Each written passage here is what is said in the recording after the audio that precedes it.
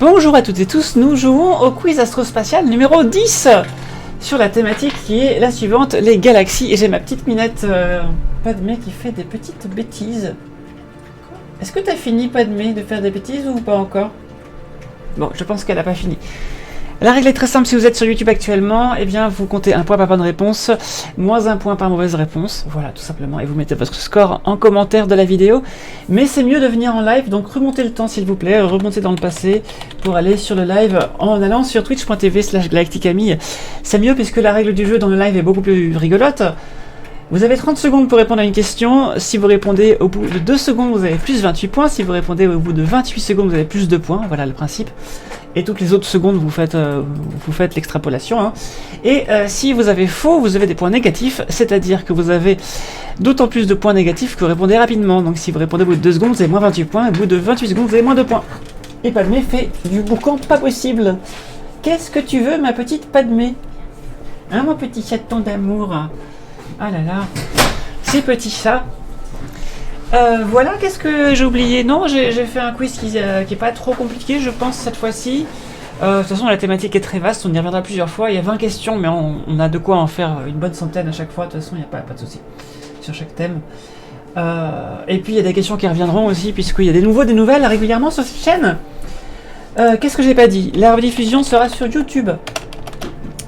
À cette adresse, si vous me suivez déjà sur Twitch, pardon, venez bien sur YouTube, abonnez-vous à la chaîne. Tant que je n'ai pas 100 abonnés, eh bien mon adresse YouTube restera UQGG6 QC8 WRT DPR4 MYCX A4. Voilà. En lieu et place de Galacticamille, que je ne pourrai avoir que si j'ai 100 abonnés sur YouTube. Voilà, c'est une chaîne où je poste essentiellement des VOD.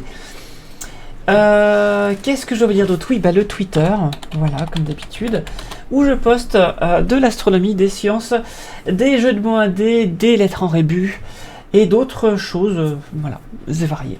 Pas avariées, mais variées.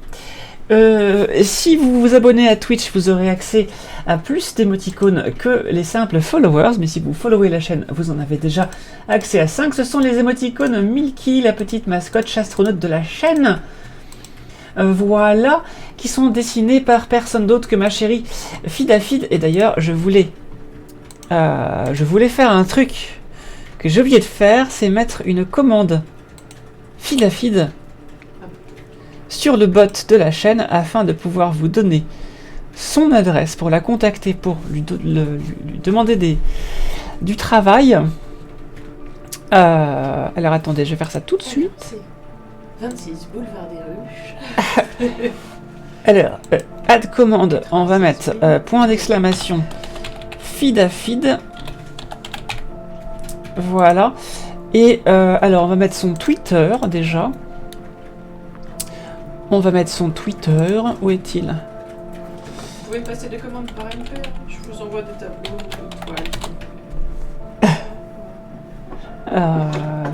Non mais pas de c'est pas possible là. Attends, je l'emmène. Voilà, viens, reste là, dans mes bras, c'est très bien. Non, tu veux pas. Allez, va-t'en. Va ailleurs, Padmé, s'il te plaît. Voilà. Fidafid. Je mets les liens. Voilà. Tac. Alors, on va mettre. Hop. On va mettre ça. Je suis désolé, ça me prend quelques instants. Dans quelques instants, je suis à vous. J'aurais dû faire ça plus tôt, je suis désolé.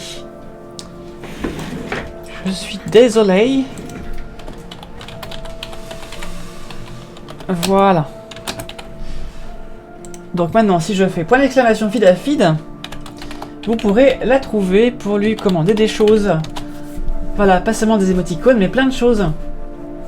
Mais alors, ça marche pas? Pourquoi ça marche pas? Pourquoi ça marche pas? Hein? Ça y est, ça marche. Oui. Vous avez son Twitter, vous avez son Fiverr, vous avez son Instagram. Voilà. N'hésitez pas à lui commander des choses, s'il vous plaît. Ça lui fera du bien. Parce qu'il faut manger. Il faut manger. Et d'ailleurs, n'hésitez pas à vous abonner à la chaîne pour la soutenir. C'est avec cet argent, entre autres, que je pourrais m'acheter un PC plus performant qui fait moins de bruit et avec un disque dur SSD et une carte GeForce RTX un jour. Voilà, et puis peut-être d'autres Lego aussi, et puis voilà, tout ça quoi, enfin, voilà, plein de choses. Bon, et ben on y va. Vous avez les instructions qui sont lancées là. Petit rappel, dernier petit rappel, QuizKit. Hein. QuizKit, cliquez sur QuizKit sur la droite de l'écran, sur l'onglet QuizKit et puis sur Visible, sinon vous ne pourrez pas jouer. Je rappelle donc que plus vous répondez vite, plus vous avez des points positifs, plus vous répondez vite et juste, plus vous avez des points positifs, et plus vous répondez faux et vite, et plus vous avez des points négatifs. Voilà. Bon, bah si vous êtes prêts, mettez-moi un petit plop. Et puis on y va, tout simplement. Voilà. Si vous êtes prêts, mettez un petit plop dans le chat. Merci pour l'information, désolé. Mais de rien, mes chéris.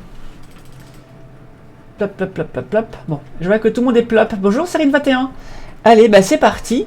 Nous partons sur des galaxies. Start game. Comment s'appelle la galaxie dont notre système solaire fait partie? On commence facile. Est-ce que c'est Tatooine? Est-ce que c'est Andromède? Est-ce que c'est la nébuleuse d'Orion? Ou est-ce que c'est la Voie lactée? Your body is ready. D'accord. J'espère que tu veux dire que tu as été congelé, c'est ça? Ah non? Et nous écoutons la musique du jeu Deliver Us the Moon qu'on avait fait en live et qui était super cool. Je sais pas si je vous avais raconté, mais j'avais écrit aux développeurs sur Twitter pour dire que j'avais trouvé 2 easter eggs. Et ils m'ont dit, et t'as trouvé celui-là aussi? Oui, j'ai trouvé celui-là. Et t'as trouvé celui-là? Oui, j'ai trouvé celui-là. J'ai tout trouvé. C'est ok, on a compris, t'as tout trouvé. C'était rigolo. J'aurais dit, vous ne pouvez pas vous cacher de moi dans un jeu vidéo. Ref Nintendo, d'accord.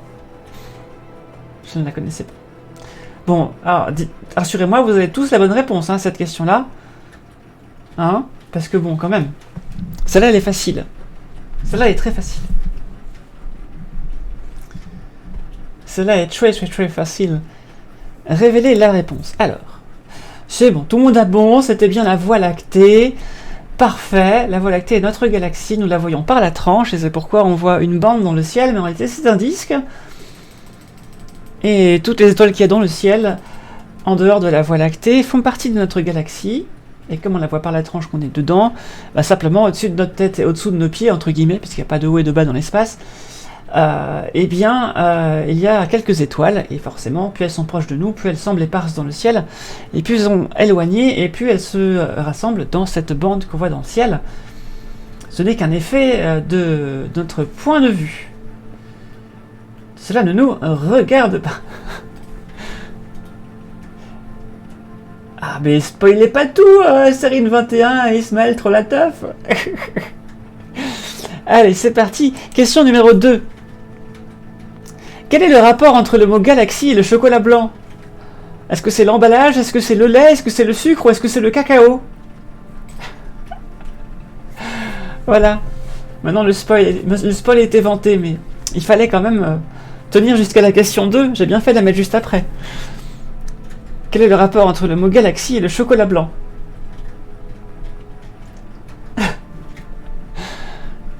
Quel est le rapport entre le mot galaxie et le chocolat blanc? Le rapport entre le mot galaxie et le mot chocolat blanc. Ah ah. Ah, j'aurais dû mettre la vanille aussi. Mais j'y ai pas pensé. Alors, dites-moi tout. Dites-moi tout, dites-moi tout. De même qu'entre une galaxie et une statue vivante. Hein? Non, je vois pas du tout, Serine21. Et c'était le lait, effectivement, puisque... pourquoi la Voie lactée s'appelle la Voie lactée? Bah, figurez-vous que comme elle fait une bande blanche sur le ciel, et que pendant l'Antiquité, les Grecs et les Romains avaient des idées saugrenues en termes de légendes, oui, on sacralise beaucoup les récits grecs et romains, mais quand on y regarde de plus près, ce sont en fait des histoires assez affreuses, hein, d'inceste, d'automutilation, de viol, de séquestration. Enfin, c'est pas ouf en fait, les histoires grecques et romaines. Et c'est souvent très bizarre, hein, comme par exemple la nymphe Callisto qui était amoureuse de Zeus, et Zeus qui était déjà marié à Héra, et puis Héra qui était pas contente, et s'en est pris à Callisto en la transformant en ours, et en l'envoyant dans le ciel par la queue, ce qui aurait allongé sa queue, et qui explique pourquoi la grande ours dans le ciel a une queue alors que les ours n'en ont pas. Et puis comme elle était très méchante et très en colère, elle a également transformé le fils de Callisto, Arcas, en ours. Elle l'a envoyé dans le ciel par la queue par le même procédé, ce qui a fait la petite ours. C'est quand même assez glauque, on va dire. Pour ne pas parler du mythe de la Méduse, qui est en fait une femme qui a été violée et qui du coup se retrouve à être transformée en femme serpent avec des serpents sur la tête qui rend les hommes transformés en pierre quand elle les voit. Enfin voilà, hein, ça c'est bon. Voilà, c'est un petit peu glauque on va dire, mais il y a aussi des histoires un peu rigolotes. Hercule qui était qui a été donné à Héra pour être nourri, je crois pour le déifier ou quelque chose comme ça, a été tellement fort le sein d'Héra que le sang, n'importe quoi, peut-être pas quand même, le lait a giclé partout dans le ciel et a fait la Voie lactée. Voilà, parce que ça ressemble à une traînée de lait, parce que c'est nébuleux et blanc, voilà. Tout simplement parce que les étoiles sont tellement nombreuses et tellement lointaines que nous ne pouvons pas les discerner ni les énumérer à l'œil nu, mais on ne peut que voir la somme de leurs luminosités respectives sur une surface donnée. Ce qui fait une bande plus ou moins uniformément blanche, avec bien sûr les nuages de gaz et de poussière opaques qui sont par-dessus, dans lesquels naissent les étoiles, et desquels naissent les étoiles. La galaxie contient la racine galac, qui veut dire le lait, que l'on retrouve dans le chocolat galac, et qu'on retrouve également dans la galactorée, qui est le fait de produire du lait avec ses glandes mammaires. Voilà. Et Galactic Camille, du coup, c'est le lait de Camille. C'est glauque un peu comme ça. Alors, comment tu prononces ça, de boucle aux oreilles? En grec veut dire le lait. Du coup, je ne sais pas le lire. Salut le chat, salut Nonosam73, salut. Donc bravo à toutes et tous qui avaient trouvé le lait. Voilà. Et alors pour notre galaxie, on peut dire notre galaxie avec galaxie non commun, mais on peut dire la galaxie avec un grand G. Le nom propre galaxie, c'est notre galaxie à nous. Voilà, encore une façon anthropocentrique de faire de l'astronomie. Ça évolue petit à petit, hein, mais jusqu'à présent, pour l'instant, par exemple, le mot planète est défini comme étant un corps qui tourne autour du Soleil, et du Soleil uniquement. Et c'est bien qu'on ait dû inventer le mot exoplanète quand on a trouvé des planètes autour d'autres étoiles que le Soleil, mais en pratique, comme c'est l'usage qui fait la langue, les gens disent planète maintenant, même en astronomie. Il faudra juste que l'Union astronomique internationale se bouge le cul pour modifier cette définition obsolète. Voilà. Ce serait bien. Ils ont bien réussi à le faire pour les planètes naines, hein, il faut le faire aussi pour les planètes tout court. Allez, c'est parti, on y va. Quel est le type de notre galaxie? Est-ce que c'est une spirale barrée? Est-ce que c'est une irrégulière? Est-ce que c'est une elliptique? Ou est-ce que c'est une spirale? Ismaël Trolateuf, en arabe, la Voie lactée se dit le chemin bleu. D'accord. Pourquoi bleu? Je ne sais pas. En réalité, il est plutôt bleu que blanc, mais c'est vrai que nos yeux ne peuvent le voir que bleu, en raison de la faible luminosité qu'on reçoit. Parce que pour activer les cônes qui détectent la couleur, il faut beaucoup de lumière. C'est pour ça qu'il marche pas la nuit. C'est pour ça que tous les chats sont gris la nuit. Ok. Alors. Qu'avez-vous trouvé?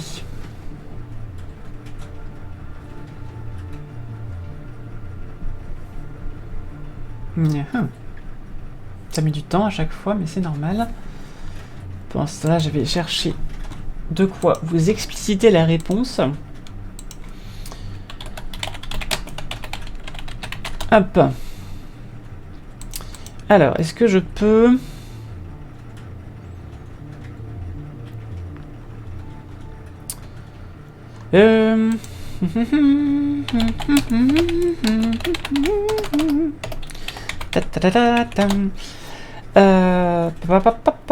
Est-ce que c'est écrit ici? Oui, c'est écrit ici. Ce que je voudrais voir... Alors attendez, si je fais ça peut-être...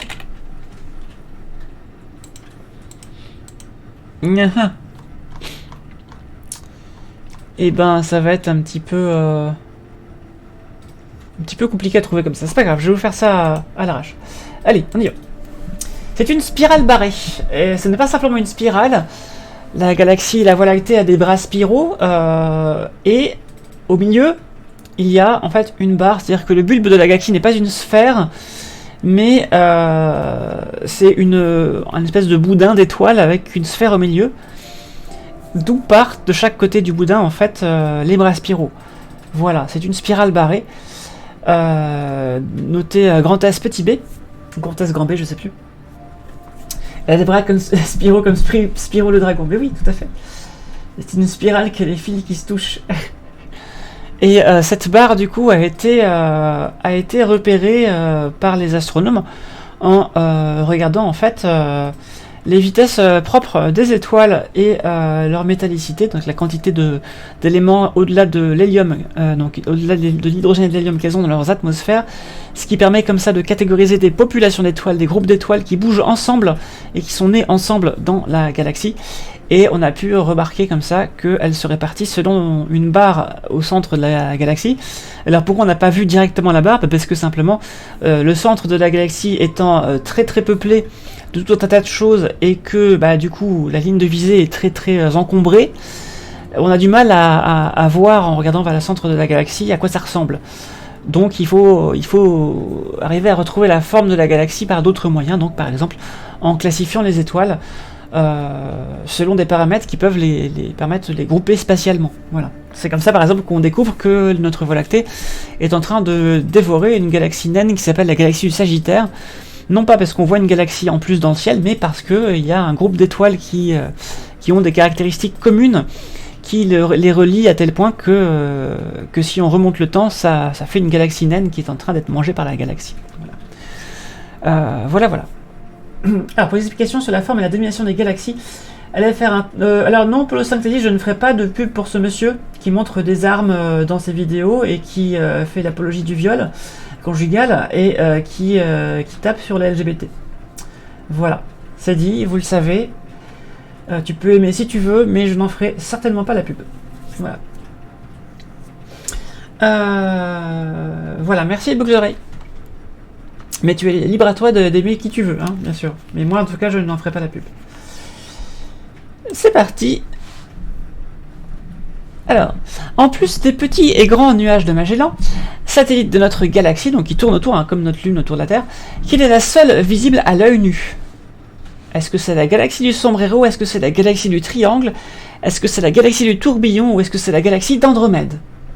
Galaxie visible à l'œil nu depuis l'hémisphère nord de la Terre, je précise, puisque les deux autres ne sont visibles que depuis l'hémisphère sud de la Terre. Alors quand je dis visible, c'est une tache floue, pourtant elle fait 5 fois la pleine lune en taille, mais on ne voit que le centre à l'œil nu. Mais on le voit. Désolé, Polo 5 c'est pas contre toi. Ce n'est pas contre toi. Moi, si vous voulez des chaînes d'astronomie, je vous propose plutôt d'aller voir le Sense of Wonder de Sébastien Carassou et de Étienne Ledollet, qui sont beaucoup plus safe comme messieurs. Ouais, on peut l'avoir que depuis l'hémisphère nord pour le 5 TDI. Depuis l'hémisphère sud, alors ça dépend où t'es dans l'hémisphère sud, mais disons que plus tu vas au sud, moins tu la verras. Je pense que au tropique ça doit encore se faire, mais en Australie ça commence à être un peu chaud, je pense. Allez, c'est parti. C'est donc la galaxie d'Andromède qui est la plus proche de nous, qui va entrer en collision avec la Voie lactée dans quelques 4 milliards d'années. Et alors attention, une collision de galaxies, ça ne fait pas... ça n'est pas un scénario cataclysmique comme on peut l'imaginer. Les distances entre les étoiles sont tellement grandes que la probabilité de collision est extrêmement faible. Et donc ça ne fait que se mélanger en fait. Par contre, là où il peut y avoir des accidents, disons, c'est quand les deux bulbes galactiques vont fusionner, parce que là, les bulbes galactiques sont eux très très denses, et là il peut y avoir des collisions, notamment les deux trous noirs supermassifs qu'il y a au centre peuvent fusionner. Des collisions comme ça, on en trouve dans certains amas d'étoiles et dans certains centres galactiques, mais oui, certaines étoiles multiples qui sont ensemble, qui se tournent autour les unes des autres un peu trop près, mais sinon il n'y a pas de collision entre étoiles, c'est extrêmement rare. Voilà. Le petit astronome aussi, c'est vrai.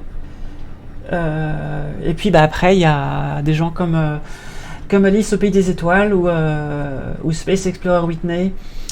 Voilà, il y en a d'autres aussi. Et puis il y a aussi, alors en anglais, il y a aussi SciShow Space, Seeker, vous avez aussi It's Okay to Be Smart, il y en a plein des gens qui peuvent faire des choses intéressantes comme ça. Voilà, voilà. Très dense, se parle de quelle ordre de grandeur pour les distances dans le bulbe? C'est une bonne question. C'est une bonne question, je vais te dire ça. Alors. Hop. Alors, quelle est la densité du bulbe galactique? Alors, bien sûr, plus on va vers le cœur du bulbe, plus c'est dense. Comment savoir quand...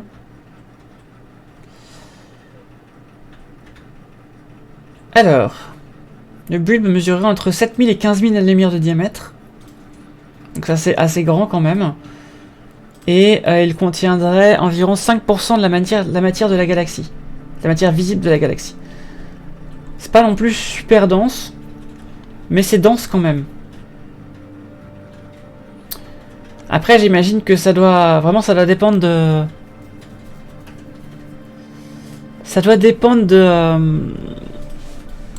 de la galaxie. Tant que j'y suis là, je vous ai pas montré, je vais vous montrer à quoi ressemble une galaxie à spirale barrée vue depuis l'extérieur. Elle est moche celle-là. Attendez, il m'en faut une plus jolie. Voilà, ça c'est beaucoup plus joli. Est-ce que je peux avoir un window capture? Window capture. Tac. Hop. Voilà. Donc ça par exemple c'est la galaxie NGC 1300 qui est une spirale barrée. Donc vous voyez qu'il y a une barre au milieu avec les bras spiraux qui en partent.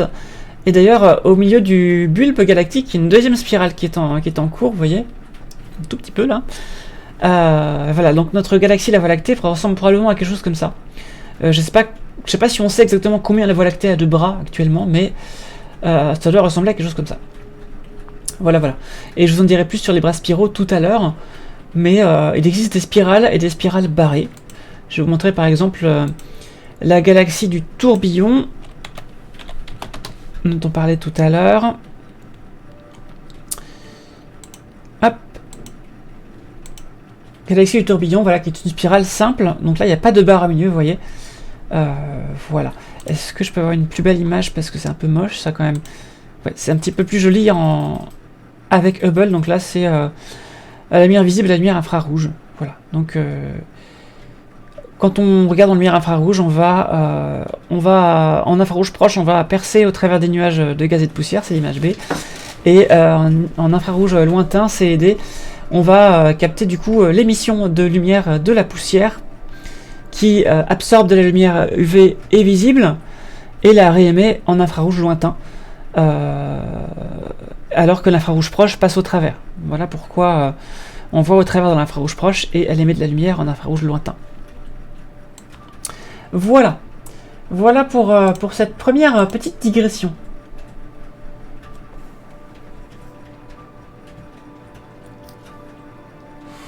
Non, c'était pas... C'était... Attends, fais voir. J'ai dit une bêtise? Bulbe galactique.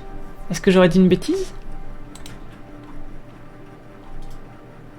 Non, c'est 7000 à 15 000 années-lumière de diamètre, pas un UA. Non, non, non, ma langue a peut-être fourché.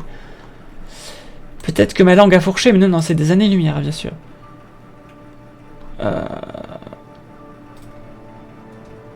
J'ai pas plus d'informations que ça.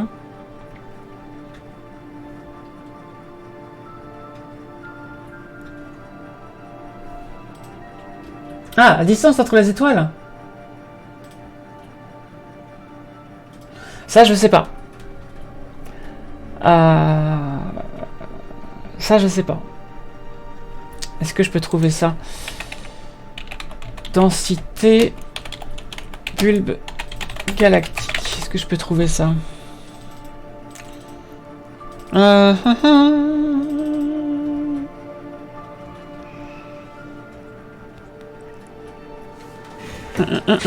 Non, je trouve pas ça. Là, dans l'immédiat, là, je le trouve pas. Peut-être si je regarde sur... Alors, attends. Je regarde sur NASA ADS, qui est le catalogue de publications scientifiques en astronomie internationale. Si je tape Galactic Bulge Density, est-ce que je peux avoir l'info? Alors... Est-ce que je peux trouver ça?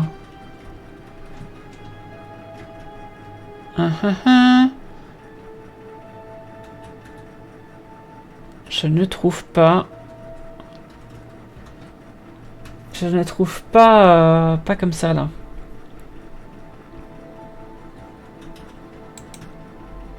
Ça va être compliqué à trouver.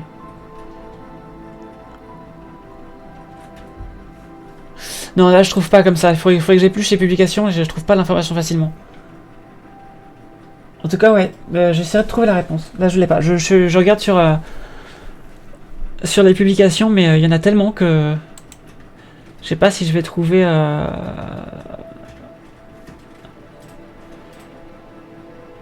Je sais pas si je vais trouver là.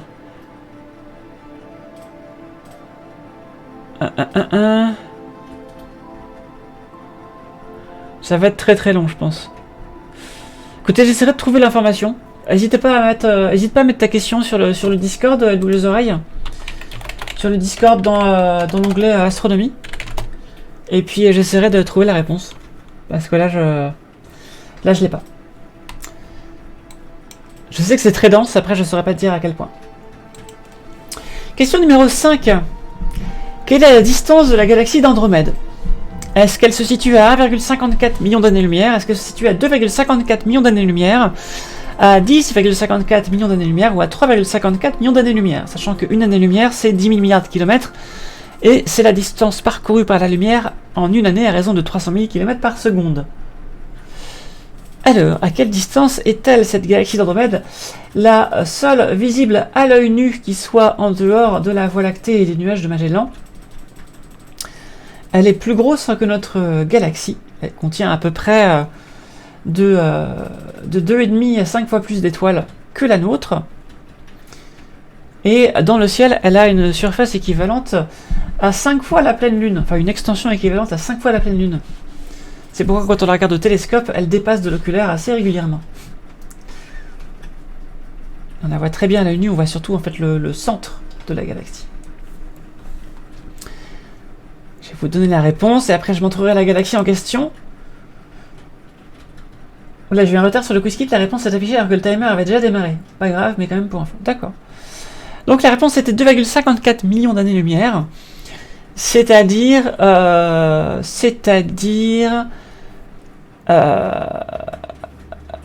Attends, fois 10 000. Fois 10 000, ça fait 20 milliards 540 millions de milliards de kilomètres. Voilà. Ce qui fait beaucoup. Mais c'est quand même la plus proche de nous. Et contrairement aux autres galaxies, celle-ci se rapproche de nous. Je vais pas... elle va rentrer en collision avec nous dans 4 milliards d'années. Voilà. Et donc, dans 4 milliards d'années, on aura deux grandes galaxies dans le ciel qui vont se mélanger progressivement. Donc la galaxie d'Andromède, je vais quand même vous la montrer. Hop, si vous ne la connaissiez pas déjà, la voici. Hop, voilà, galaxie d'Andromède avec ses petits satellites M110 et M32. Alors je sais jamais laquelle est laquelle sur l'image. Attendez, il faut que je vérifie ça. M110. Mais non, mais pas les pistolets, enfin, voyons. Ah là là. C'est ça, M110, c'est celle qui est en bas. Sur l'image, c'est celle-là, M110. Et ça va être M32. Alors, attends. C'est ça, M31, M32 et M110. Attends, M32, c'est ça. M32, c'est celle qui est la petite qui est ici. Et ça, c'est M110. Et donc ça, sur le ciel, ça fait 5 fois la pleine lune. Voilà. Donc la pleine lune, c'est 1, 2, 3, 4... Ouais, tout ça. La pleine lune, c'est ça à peu près. Ça, c'est la pleine lune. Et ça, c'est la galaxie d'Andromède. Donc nous, ce qu'on voit à l'œil nu, c'est ça, en fait, hein, grosso modo. Voilà, et comme son nom l'indique, elle se situe dans la constellation d'Andromède. Facilement repérable en hiver. En hiver au printemps, dans la constellation de Pégase. Hop.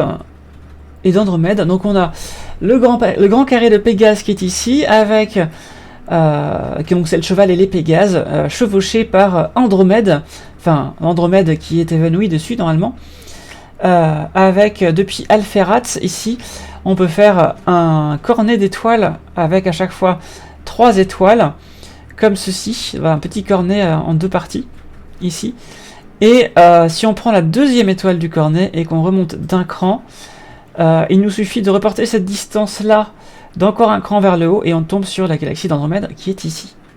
Voilà. Et oui, qui est assez grande, hein, ça fait à peu près la moitié de la distance entre ces 2 étoiles-là dans le ciel, donc c'est assez grand.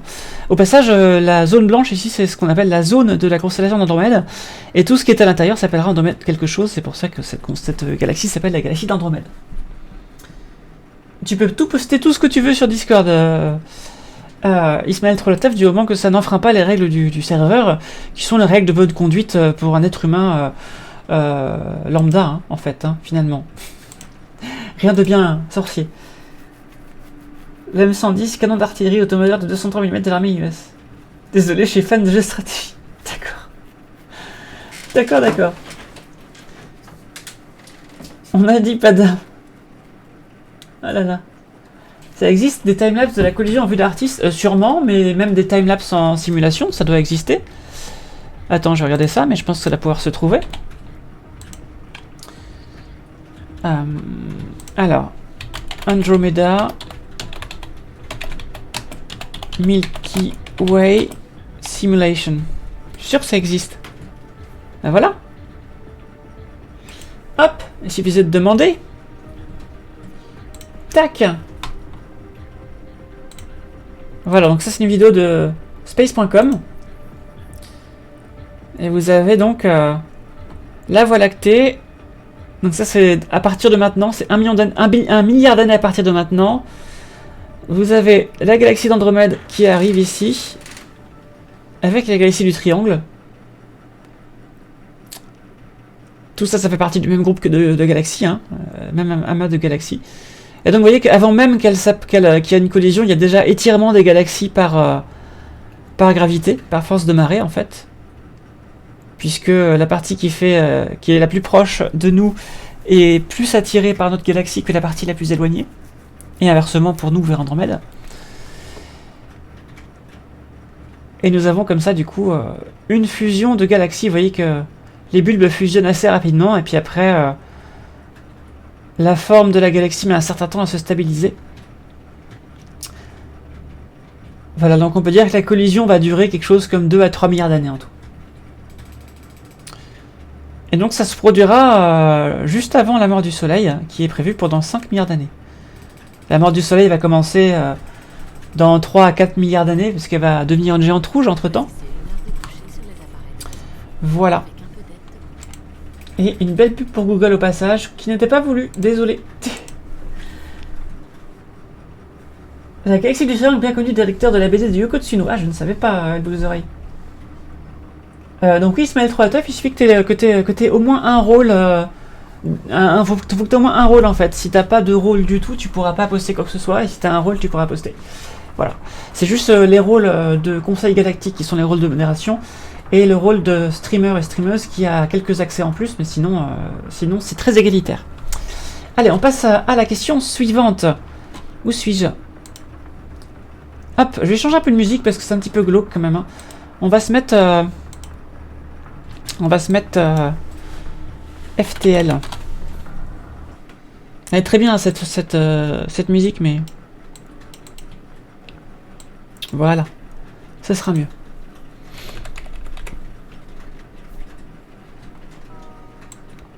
Voilà, allez, c'est parti, next question. Question numéro 6. Comment s'appelle le petit groupe de galaxies dont fait partie la Voie lactée? Est-ce que c'est le groupe local? Est-ce que c'est l'amas local? Est-ce que c'est les Ghostbusters? Est-ce que c'est les groupes du coin? Je vous laisse réfléchir à la question. Effectivement, notre galaxie fait partie d'un groupe de quelques dizaines de galaxies. Un amas de galaxies, en fait, qui sont, contrairement à ce qu'on a découvert avec l'exploration de l'univers, liées ensemble par gravité, et celles-ci ne s'éloignent pas les unes des autres, elles ont plutôt tendance à se rapprocher. L'expansion de l'univers a lieu plutôt à grande échelle. En gros, les Vinéens, race extraterrestre avec qui l'héroïne partage ses aventures, sont originaires de la galaxie du Triangle. Ils viennent de loin alors. Ah là, on peut pas changer qu'on s'est trompé, Istrion GG. C'est tout le sel du jeu. Et oui, bienvenue à celles et ceux qui sont arrivés. Je rappelle que pour jouer au quiz, il faut activer Quiz Kit en faisant ce qui est écrit ici, voilà. Il faut cliquer sur l'onglet Quiz Kit à droite de la vidéo et cliquer sur Visible. Et sachant que il y a des points positifs comme des points négatifs, vous pouvez tout à fait rattraper tout le monde en commençant de la question 7. Et oui, c'est possible. Je rappelle que plus vous répondez vite et juste, plus vous avez des points positifs, et plus vous répondez faux et rapide, plus vous avez des points négatifs. Ça fait penser que le 3 sort bientôt au ciné. Le 3. Le 3 quoi? Yoko Tsuno, il y a un film au ciné? Je savais pas. Je ne savais pas. Ah oui, d'accord, Ghostbusters. Je vois de quoi tu parles. C'est le groupe local. Il s'appelle le groupe local. Et oui, tout à fait. Et dedans, on va trouver par exemple la galaxie d'Andromède. Alors, je vais vous faire la liste totale des galaxies du groupe local. Groupe local. Ensemble de galaxies dont appartient la Voie lactée. Voilà. Alors, par exemple, on va trouver Andromède avec ses deux satellites, M110 et M32.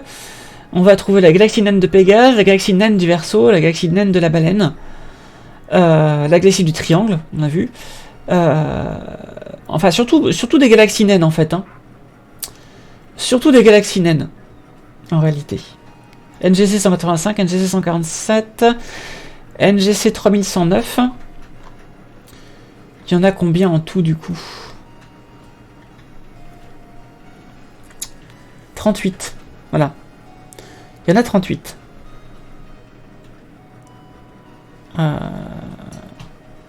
NGC 205, LR%. Ah.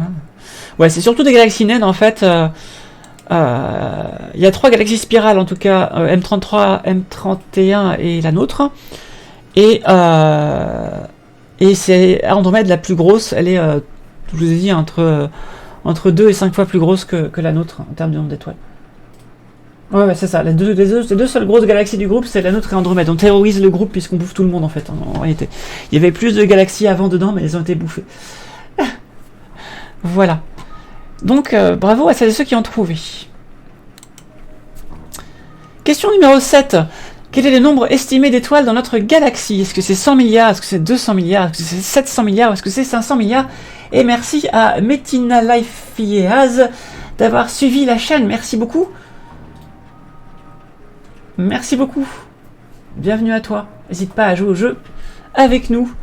Et n'hésitez pas du coup à vous abonner à la chaîne pour pouvoir avoir accès à plus d'émoticônes Milky. Je rappelle que vous avez accès à des émoticônes Milky de base quand vous êtes follower.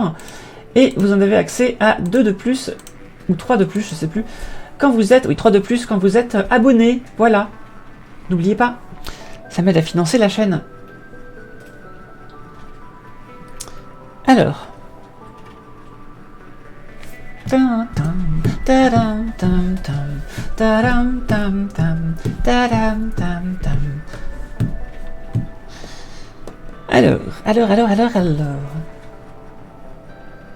Alors, des fois, il met un peu de temps à vous envoyer les réponses.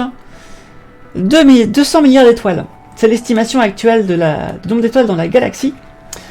Sachant que dedans, vous allez avoir différentes sortes d'étoiles. Ton quiz kit marche plus. Essaie de peut-être faire F5. Je sais pas. Alors, attendez. Que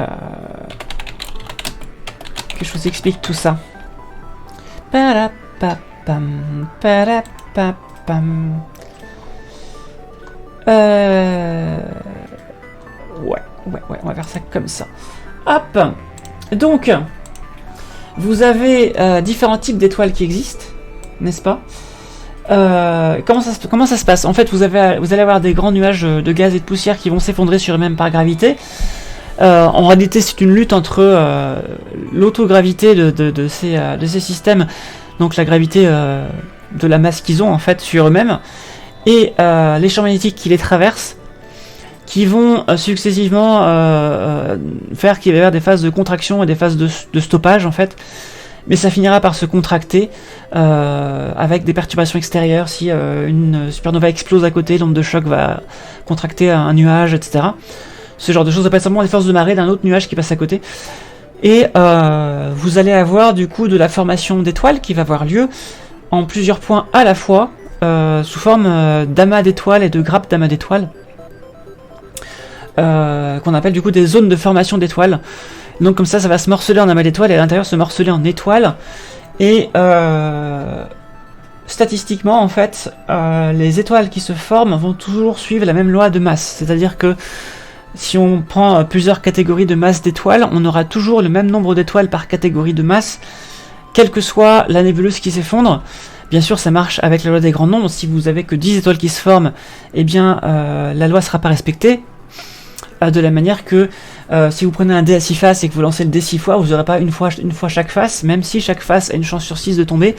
Il faut des centaines de tirages pour que vous ayez autant de chiffres par possibilité. Voilà, autant de 1, que de 2, que de 3, que de 4, que de 5, que de 6. Donc là c'est pareil. Et toutes les étoiles vont donc être réparties à la naissance suivant une loi de masse qui s'appelle la fonction de masse initiale et qu'on divise en 7 grandes catégories et avec chacune 10 sous-catégories. Donc on a MKGFABO ou OBAFGKM comme vous préférez. Et plus l'étoile est massive, plus son cœur va être dense et chaud, plus il va y avoir de réactions nucléaires par seconde, et donc plus son cœur va émettre de lumière, et donc voilà, plus l'enveloppe de l'étoile elle-même va être chaude, chauffée du coup par ce cœur, et donc plus elle va être grande. Un gaz chauffé est un gaz qui se dilate, n'oubliez pas. Et la gravité du coup de l'étoile empêche que cette enveloppe se barre pour de bon, ce qui fait l'équilibre de l'étoile en fait entre la gravité et la pression de la radiation à l'intérieur qui veut du coup faire étendre l'étoile. Et du coup la surface de l'étoile va être plus bleue si l'enveloppe à l'intérieur est plus chaude, et plus rouge si elle est moins chaude, plus froide. C'est vite dit quand même. Une étoile rouge c'est quand même 2 à 3000 degrés déjà, donc c'est quand même pas mal. Et une étoile bleue ça peut aller jusqu'à 100 000 degrés grosso modo. Et donc si on classe ces étoiles à la naissance comme ça, vous avez les petites et froides et les grosses et chaudes grosso modo. Petites massives et froides et grosses chaudes et massives, petites faiblement massives et froides et grosses, masse importante et chaude. Voilà, je vais y arriver. Dans l'ordre M, K, G, F, A, B, O. Le soleil est une étoile G. Et entre chaque, donc, vous avez 10 classes. Grosso modo, ça fait M9, M8, M7, M6, M5, M4, M3, M2, M1, M0, K, 9, K8, etc., etc. Le soleil étant une G2. Voilà. Je vous montre ce graphique-là, puisque 92% des étoiles sont plus petites que de classe G. Voilà, donc 92% des étoiles sont plus petites que le Soleil. Et alors est-ce que c'est 92? Je sais plus quel est le pourcentage exact. Ça doit être 95% plus petite que les étoiles G et 5% plus grosse. Je crois que c'est quelque chose comme ça, va à la louche quoi. Voilà. Merci beaucoup Mins90 pour le suivi. Merci beaucoup. Et donc les étoiles, ensuite on peut les classifier. Souvenez-vous, on avait fait un quiz sur les étoiles par un diagramme de Hertzsprung-Russell. Ce sont les deux messieurs qui ont travaillé là-dessus dans les années 1920. Enfin, entre 1915 et 1920. Donc en bas, vous avez, sur l'axe des abscisses, vous avez les classifications que je viens de vous donner, ce qu'on appelle les types spectraux. Ce sont en fait la façon dont l'étoile rayonne de la lumière selon sa masse à sa naissance. Voilà, à sa naissance, elles vont se classifier comme je vous l'ai montré, et chacune de ces étoiles va émettre un spectre un petit peu différent, avec notamment un pic de lumière qui n'est pas dans la même couleur, puisque plus l'étoile est chaude, plus elle va être bleue, plus l'étoile est froide, plus elle va être rouge. Et puis dans son atmosphère, il va y avoir différents atomes qui sont présents, qui vont modifier ce spectre en enlevant certaines couleurs qu'ils auront absorbées, etc. Et tout ça, ça peut se caractériser. Et on classifie comme ça ces étoiles dans ces boîtes arbitraires là qu'on a mis là. On aurait pu les mettre autrement, mais on a décidé de celle-là parce que c'était plus pratique par rapport à ce qu'on observait en tout cas des spectres des étoiles. Et auxquelles on ajoute L et T qui sont en fait pas des étoiles mais des naines brunes. Ce sont des corps pas assez massifs pour que de la fusion nucléaire s'allume en leur cœur, mais suffisamment massifs pour émettre leur propre lumière simplement parce qu'ils sont chauds par leur propre gravité, le fait que leur cœur subit la pression de toute l'enveloppe et ça chauffe. Voilà. Mais c'est pas des planètes parce que les planètes c'est une limite basse en fait. Les planètes géantes gazeuses comme Jupiter émettent de la lumière mais très très peu. Et en ordonnée, c'est la luminosité de l'étoile. Donc là c'est indiqué en magnitude, donc en logarithmique.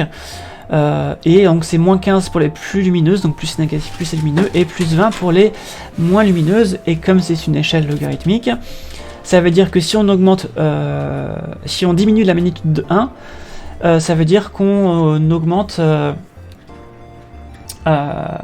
si on diminue la magnitude de 2, pardon, plus facile comme ça, on augmente la luminosité de 2,5 fois 10 puissance 2. Voilà. Donc ça fait 2500, ça fait 250 fois plus. Voilà, 250 fois plus lumineux. Voilà, et donc on classifie les étoiles comme ça. La petite barre horizontale ici, c'est des étoiles qui viennent de naître. Donc celles que je vous ai montrées en fait. Ce sont en fait des étoiles qu'on appelle naines, qui vont des naines rouges aux naines bleues. Voilà. Et puis elles sont numérotées 5. Et en fait, pour avoir la catégorie totale d'une étoile, qu'on appelle la classe spectrale, il faut une catégorie de couleur, ou de température, qu'on appelle le type spectral, et une catégorie de luminosité, qui est, elle, liée à la taille de l'étoile, et à son, comment dire, et à sa température. Et c'est pour ça qu'elle est à la fois sur les deux directions. Voilà, cette classe de luminosité. Et 5, c'est les étoiles naines comme le Soleil. Et puis après, quand les étoiles vont évoluer, leur enveloppe va s'étendre. On verra plus tard si on détaille un petit peu. Mais bon, leur enveloppe va s'étendre, et comme l'enveloppe va s'étendre, elles vont être plus lumineuses et monter comme ça dans le diagramme pour atteindre d'autres classes de luminosité, voilà, jusqu'à 0. Et quand elles vont mourir, il va rester que le cœur, qui aura plutôt une classe de luminosité plus faible, de l'ordre de 7 ici par exemple, ou de 6 ici. Et non, 6 c'est des étoiles qui sont en train de naître, je crois. Et du coup, bah voilà, on a cette classification là. Et donc grosso modo, 95% de ces 200 milliards d'étoiles de la Voie lactée, j'y viens, voilà pourquoi la digression, sont dans cette zone là, quoi. La zone en bas à droite du diagramme. Et tout le reste du diagramme, à peu près les 3/4 du diagramme, correspondent à des étoiles qui en réalité ne représentent que 5% de la Voie lactée. Mais ce sont des étoiles qui ont des vies très mouvementées, c'est des fins de vie d'étoiles. Tandis que les étoiles qui sont ici, elles ont des vies assez cool. Hein. Si on reprend la séquence ici des étoiles naines, la séquence principale, donc les étoiles qui viennent de naître, eh bien, les étoiles O vivent 1 million d'années, en tout au plus, 1 million d'années. Pendant 1 million d'années, du coup, elles vont vivre leur vie ici, puis après elles vont devenir des géantes rouges et puis exploser en supernova. Tout ça en 1 million d'années. Avec des détails que j'omets exprès, mais voilà. Les étoiles B, c'est plutôt de l'ordre de 10 millions d'années. Les étoiles A, c'est plutôt 100 millions d'années. Les étoiles F, c'est 1 milliard d'années. Les étoiles G, c'est 10 milliards d'années, comme le Soleil. Hein. Il a 4,5 milliards d'années, il en reste encore 5, grosso modo. Les étoiles K, c'est plutôt de l'ordre de 15 milliards d'années. Les M, c'est de l'ordre de 15 à 20 milliards d'années. Et les naines brunes, c'est 1000 milliards d'années, donc il y a de quoi faire. Il y a de quoi faire, sachant que les naines brunes, elles vont simplement s'éteindre. Elles vont pas libérer leur enveloppe ou exploser comme les autres. Voilà. Puis quoi vous dire de plus là-dessus, les étoiles de moins de 8 fois la masse du Soleil vont finir en naines blanches, c'est-à-dire qu'elles vont simplement devenir des géantes rouges et expulser leur enveloppe, et puis il restera que le cœur. Et les étoiles de masse supérieure, donc au-delà des étoiles, enfin les étoiles O et B grosso modo, hein, vont devenir des géantes rouges elles aussi, et exploser en supernova. Et leur cœur, qui est une étoile neutron ou un trou noir, va sortir du diagramme parce que c'est soit pas lumineux du tout parce que c'est un trou noir, soit trop lumineux parce que c'est une étoile à neutrons pour rentrer dans le diagramme. Voilà. Alors, les naines brunes, ce sont... Non, les naines brunes, comment ça? Les naines brunes, ce sont des fausses étoiles, entre guillemets, qui sont toutes en bas à droite du diagramme, et qui, elles, vont vivre 1000 milliards d'années. C'est-à-dire qu'elles vont rayonner de la lumière pendant 1000 milliards d'années. Voilà, attends, je sais pas où... En quoi tu es en désaccord, je sais pas. Explique-moi. Il se peut que je fasse des erreurs, hein. Toujours possible. Il y a un autre diagramme intéressant aussi, je sais pas comment il s'appelle, il permet de mettre en évidence la séquence principale. Bah c'est celui-là. C'est celui-là, Ismaël 3F. C'est celui-là. Et c'est super intéressant ce que vous racontez. Mais merci beaucoup, Mins90, merci beaucoup. Donc c'est en super abrégé, hein, parce que c'est pas le sujet du quiz de ce soir, mais je pensais que c'était important de préciser ça. Et donc on estime les étoiles de la galaxie d'Andromède à 500 milliards, voire 1000 milliards d'étoiles, donc beaucoup plus que la nôtre, 2 à 5 fois plus que la nôtre. Voilà. Tu es confus, non, c'est juste que les étoiles LT sont des naines brunes, et les étoiles M sont ce qu'on appelle les naines rouges. La différence entre les deux, c'est que il faut 10 millions de degrés pour fusionner l'hydrogène au cœur d'une étoile pour que ça fasse une étoile. Et en dessous de 10 millions de degrés, du coup, il n'y a pas de fusion nucléaire et c'est une naine brune. Mais c'est pas une planète parce qu'une planète n'est pas aussi chaude que ça et ne rayonne pas sa propre lumière à proprement parler. Et les naines brunes vont s'éteindre en 1000 milliards d'années, tandis que les naines rouges, c'est plutôt de l'ordre de 20 milliards d'années. Voilà. On y va, on continue. Combien de planètes estime-t-on présentes dans notre galaxie? 100 millions, 100 milliards, 10 millions ou 10 milliards? Sachant qu'on en a trouvé déjà à peu près 5000. Et je suis médiatrice scientifique, Nils90, c'est marqué dans la présentation de la chaîne, juste en dessous de la vidéo. Je travaille dans un planétarium et je fais en plus des streams. Deuxième métier, à côté. Alors, je vous écoute pour l'estimation du nombre de planètes dans notre galaxie, qui, je rappelle, est la Voie lactée. Et nous écoutons la musique de FTL, Faster Than Life. Faster Than Life, je vais y arriver quoi. Il faut que je boive. Il faut que... Ah, Minimo n'a pas encore joué. Il faut que tu fasses ça, Minimo. Il faut que tu cliques sur Quiz Kit à droite de la vidéo. Et que tu cliques sur Visible. Pour pouvoir jouer. Et j'élève des chats, c'est vrai. Et la réponse était 100 milliards de planètes. Il semblerait, avec les estimations que l'on a, que avoir des planètes est non pas l'exception, mais la norme dans la galaxie.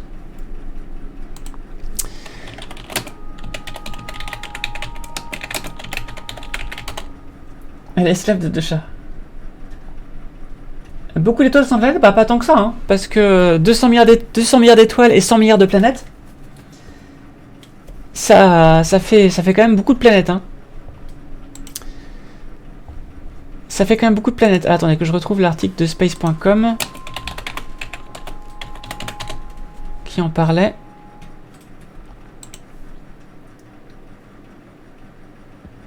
Alors, tu voulais mettre 100 milliards. Minus 90, il faut que tu cliques sur l'onglet Quiz Kit à droite de l'écran et que tu cliques sur Visible. Sinon, tu n'as pas accès à... non, notre système n'est pas une exception, Ismaël Trolatef. Non. Enfin, il y a un truc que tu n'as peut-être pas compris. 200 milliards d'étoiles dans la Voie lactée et 100 milliards de planètes. Ça veut dire qu'il y a, grosso modo, la moitié des étoiles qui ont au moins une planète, quoi. Donc notre système est loin d'être une exception. Très très loin.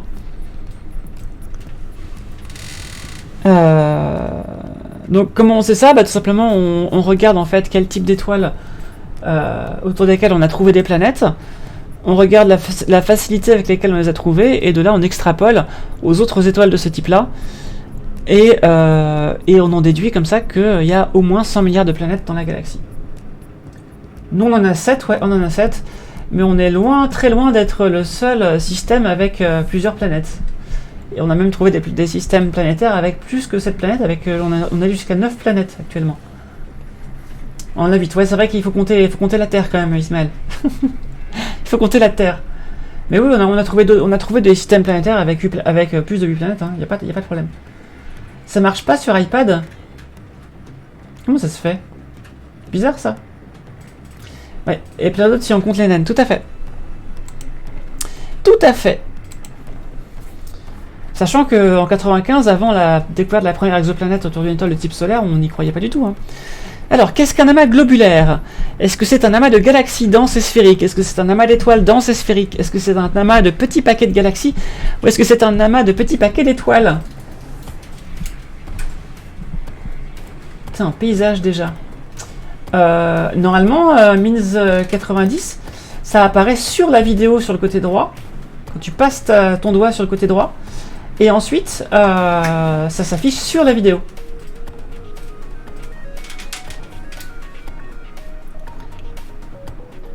Donc, qu'est-ce qu'un amas globulaire?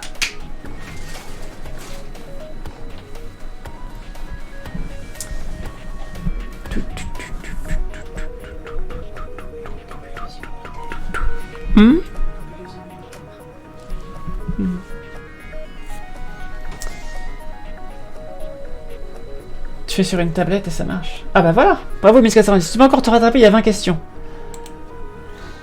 Alors, un amas globulaire, c'est un amas d'étoiles denses et sphériques. Alors là, pour le coup, je peux vous parler de la densité parce que j'y ai travaillé. J'ai travaillé là-dessus. Alors, attendez.